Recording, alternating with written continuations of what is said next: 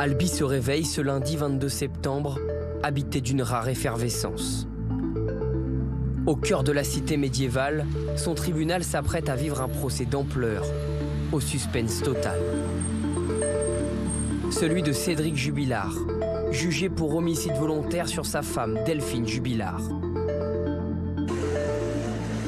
Il est à peine 8 heures, ils sont déjà des dizaines à patienter pour espérer assister à ce premier jour d'audience. Ce que je vous conseille, c'est d'aller faire la queue là-bas, s'il vous plaît, parce que... Non, il y a une trentaine là. Si on perd du temps, il n'y aura plus de place. On est arrivé ici pour 6 heures, pour qu'au final, en fait, on soit dans les premiers, vu qu'ils annonçaient quand même une quarantaine de places au niveau de la cour d'assises, pour qu'au final, ils nous annoncent que là, à 8h20, qu'on ne puisse pas rentrer parce qu'il y avait soi-disant que 10 places. Quelques minutes plus tard, dans une contre-allée, face au public et aux caméras, Cédric Jubilard sort, menotté, de cette voiture de l'administration pénitentiaire, puis s'engouffre dans le palais de justice. Cette image furtive ne permet pas de répondre à la première question que se pose le public. Dans quel état l'accusé se trouve-t-il, 4 ans après sa dernière apparition et son incarcération à l'isolement? C'est inimaginable les conditions de détention qui sont imposées à cet homme depuis 4 ans et demi. Il ne voit personne et dans une cellule de 9 mètres carrés, tout seul, il se promène dans une cage grillagée sur le côté, au plafond. Voilà, le seul détenu médiatique qui a subi ce traitement, c'est M. Abdeslam, un des auteurs des attentats du Bataclan. Vous voyez de quoi on parle. À l'intérieur de la salle d'audience, la tension monte. Et à la surprise générale, les caméras sont autorisées à rentrer. Cédric Jubilard a accepté de se montrer.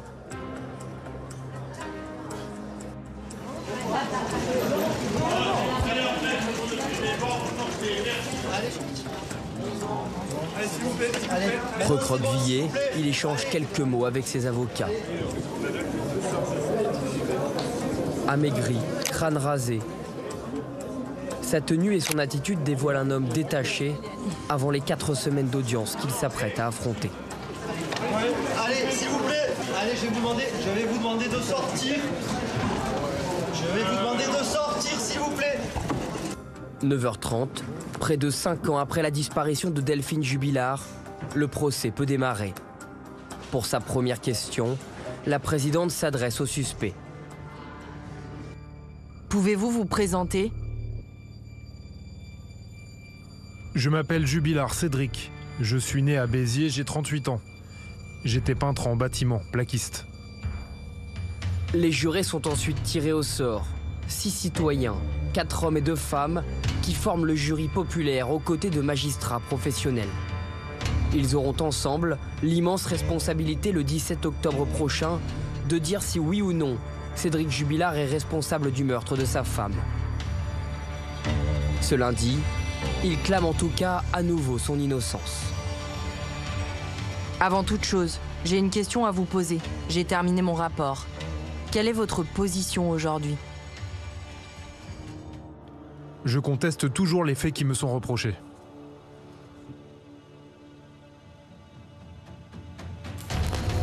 Cédric Jubilard est le principal et seul suspect dans cette affaire sans corps ni aveu. Plusieurs éléments troublants de l'enquête semblent faire de lui un coupable idéal. Pour ses avocats, la tâche est immense. Cédric Jubilard, c'est contradictoire ce que je vais dire, mais il ne se défend pas, il répond aux questions telles qu'il est. Il répond sans détour. Quand il lui est demandé s'il fume encore du cannabis en détention, il dit oui. Quand il lui est demandé s'il a pu voler des choses à Leclerc, il dit oui.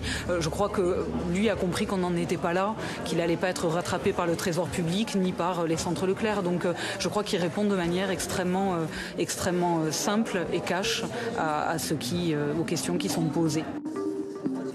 Avant d'attaquer le fond de l'affaire, le tribunal se penche sur la personnalité de Cédric Jubilard. Ce portrait va teinter les débats, donner une première impression aux jurés.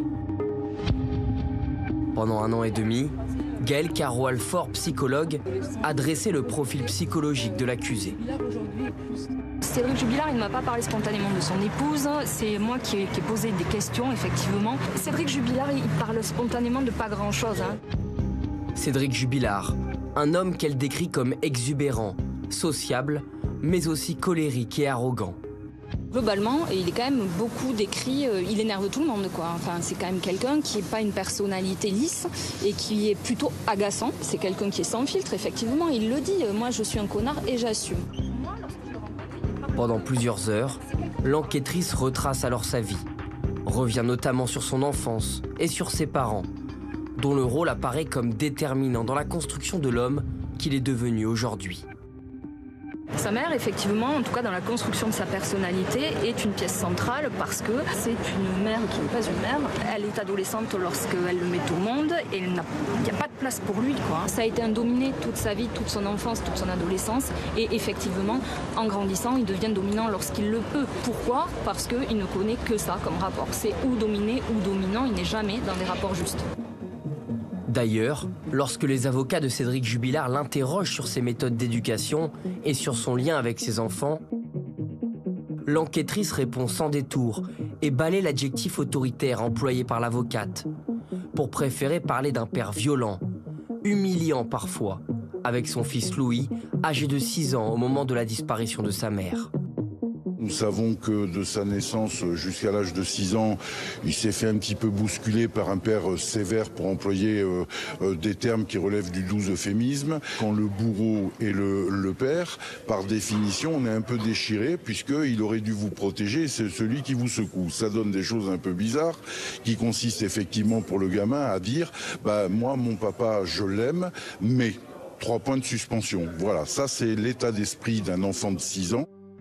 Tout au long de l'audience, les avocats des parties civiles déterminés à faire condamner Cédric Jubilard vont alors tenter de montrer qu'il est un mauvais père, un homme froid qui depuis le début de sa détention reste sans nouvelles de Louis et Elia, ces 2 enfants qui vivent désormais chez leur tante.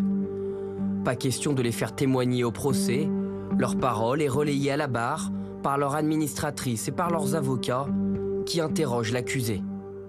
J'ai soutenu d'organiser des visites médiatisées de Louis au parloir de la prison de là où est Cédric Jubilard et qu'il n'a rien fait pour que ça se passe. Donc il fallait le rappeler, ça. L'avocate de Cédric Jubilard passe alors à l'offensive et questionne son client. Votre fils Louis a demandé à vous voir. Est-ce que vous avez envie que vos enfants viennent vous voir en prison ? En prison, non, mais en visio, oui. On vous l'a proposé ? Non, personne. Vous avez baissé les bras ? Mon dernier courrier date du 28 juillet et mon courrier n'a toujours pas été transmis. Louis et Elia Jubilard, aujourd'hui 11 et 6 ans, attendent pourtant des réponses de la part de leur père. C'est ce que rapporte l'administratrice des 2 enfants. Louis est convaincu du décès de sa mère. Elia pense qu'elle est vivante. Elle nous dit qu'elle aimerait avoir une baguette magique. Elle fait abracadabra pour que sa maman revienne pour ne pas l'oublier. Louis est convaincu que c'est son père qui l'a fait. Les 14 parties civiles sont représentées par 10 avocats. Face à eux, Cédric Jubilard, lui, peut compter sur Maître Emmanuel Franck et Maître Alexandre Martin, ces 2 conseils, qui tout au long de la semaine vont tenter de saper un à un les éléments du dossier pour redorer l'image de leurs clients. Moi, et on essaye de faire ce qu'on peut avec le dossier qu'on a. Et ce dossier n'a jamais cherché autre chose que de raconter une histoire. Il y a des éléments dans le dossier qui nous font avoir une autre lecture de l'histoire et des éléments dans le dossier qui manifestement n'ont pas intéressé les enquêteurs. Toutes les portes n'ont pas été fermées, que des pistes n'ont pas été exploitées, mal exploitées et que des choses ont complètement été mises de côté. Par exemple, cette découverte, 7 mois après la disparition de Delphine Jubilard. Leur livret de famille est retrouvé sur la voie publique à Albi. Un élément clé que les enquêteurs n'auraient pas suffisamment exploité, estime Emmanuel Franck. Dans quel état il est, on ne sait pas. Qui le retrouve, on ne sait pas. On apprendra après qu'il est en très bon état, ce qui pose question. Et vous n'avez pas fait un petit prélèvement ADN dessus ? Mais vous voyez que c'est grave, là. Je n'ai pas de réponse. Les avocats de Cédric Jubilard peuvent également compter sur des témoins venus semer le doute, comme cet homme. À la barre, il raconte avoir vu une voiture à environ 2 km du domicile des Jubillards, le 16 décembre 2020 au petit matin, soit quelques heures seulement après la disparition de Delphine. Moi j'allais au travail, comme tous les matins, et alors je prends une route de campagne si vous voulez, on ne voit jamais de voiture. Et voilà, ce jour-là, sans le savoir qu'il y avait eu cette histoire de Madame Jubilard, on a vu une voiture allumée sur le bas-côté de la route, avec le plafonnier allumé. Et vous voyez un homme aussi, vous dites? Oui, qui est arrivé sur le côté gauche. C'est-à-dire il n'est pas dans la voiture à ce moment-là? Non. Et ça vous étonne ça? J'ai été surpris sur le moment parce qu'on n'avait jamais vu de personne dans ce chemin, on n'avait jamais vu de voiture et jamais vu personne dans ces chemins de campagne. Le témoin est formel. Lorsqu'il apprend la disparition de Delphine Jubilard, il contacte la gendarmerie qui, dit-il, lui assure que ce qu'il a vu n'a pas de rapport avec l'affaire.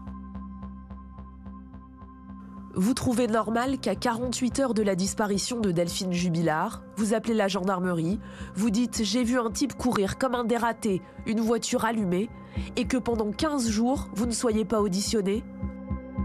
La présence inhabituelle de cette voiture pourrait pourtant, selon les avocats de Cédric Jubilard, permettre d'innocenter leurs clients. Car à cette heure-là, il était justement chez lui avec les gendarmes.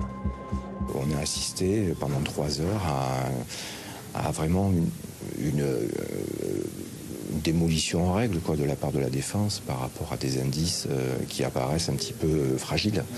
Et la défense a tout repris, les indices les uns après les autres, pour tout torpiller de manière méthodique, avec du bon sens, avec des arguments qui s'entendent. Et c'est toute la difficulté de cette enquête, puisque lorsqu'un indice nous paraît à charge, on peut aussitôt lui opposer le contraire. Au total, 65 témoins vont se relayer à la barre au cours des 4 semaines de procès. Mardi dernier, 2 d'entre eux sont particulièrement attendus. 2 femmes, 2 gendarmes, Fanny et Sophie. Elles doivent éclairer cette nuit du 15 décembre 2020, où elles sont arrivées les premières au domicile du couple, juste après la disparition de Delphine Jubilard. Voici leur déclaration au lendemain des faits. J'arrive la première et vu que c'est éclairé à l'intérieur, je le vois accroupi. Pour moi, Monsieur Jubilard est accroupi devant la machine à laver. Dans mon souvenir, le hublot est ouvert. Il est en train de le refermer quand il nous voit arriver. Je ne saurais pas dire ce qu'il y avait dans la machine, ni ce qu'il faisait exactement.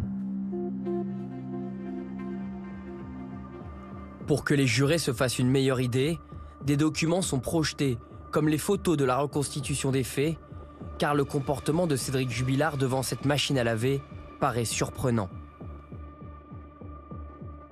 Pardon de le dire ainsi, mais l'hygiène corporelle de Cédric Jubilard interroge sur cette pratique. Je ne pense pas qu'il passait sa vie à faire des machines à laver. À l'époque déjà, cette pièce du dossier autour de la machine à laver cristallise les attentions des enquêteurs. Pourquoi Cédric Jubilard la remplit-il en pleine nuit? Tente-t-il d'effacer d'éventuelles preuves? La couette à l'intérieur aurait-elle un lien avec la disparition? Ça, c'est quelque chose qui va lui être reproché dès le début. Et lui, il va l'expliquer de la façon suivante. Il va dire, moi, j'ai appelé à 4h09 du matin. Ils arrivent 50 minutes après. Dans l'intervalle, je ne vais pas me recoucher. J'ai pas du tout envie de dormir. Je suis inquiet. Je ne sais pas quoi faire. Et donc, je prends des choses qui sont par terre, puisque nous savons que c'est pas très ordonné chez lui. Et je vais les mettre dans la machine à laver en attendant qu'ils arrivent. Alors, il aurait dû faire quoi? Se servir un verre d'eau, prendre un café. De toute façon, tout lui aurait été reproché.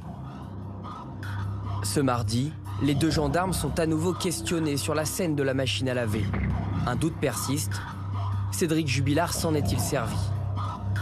Les 2 gendarmes sont aussi interrogés à propos du témoignage de la meilleure amie de Delphine Jubilard. Elle leur aurait déclaré que la jeune femme pouvait s'absenter en pleine nuit pour promener ses chiens. Or, devant le jury, aucune des 2 gendarmes n'a évoqué cette information cruciale. Ce que les avocats de la défense ne vont pas manquer de relever. Êtes-vous briefé avant de venir? Je prépare seule. Donc seule, vous oubliez la même chose que votre collègue qui a préparé seule, elle aussi, d'accord? Vous vous êtes réunis avec les enquêteurs? Oui. On avance, ce n'est pas votre procès. Mais comme par hasard, vous faites la même erreur. Ce que l'on a relevé, c'est qu'il y a 2 omissions qui ont été faites par les 2 gendarmes à 2 moments différents, 2 points très précis qui sont à décharge. Et comme par hasard, ces 2 gendarmes ont oublié ces 2 points précis. C'est très curieux quand même que l'on puisse avoir 2 éléments à décharge qui ne soient pas exposés par 2 gendarmes à 2 moments différents. Les avocats pointent des lacunes dans leur déposition et vraiment on sent que pied à pied, ils ne vont pas lâcher pendant 4 semaines. À chaque fois qu'il y a moyen de retourner un témoin et de montrer qu'il y a des failles, ils vont aller là-dedans.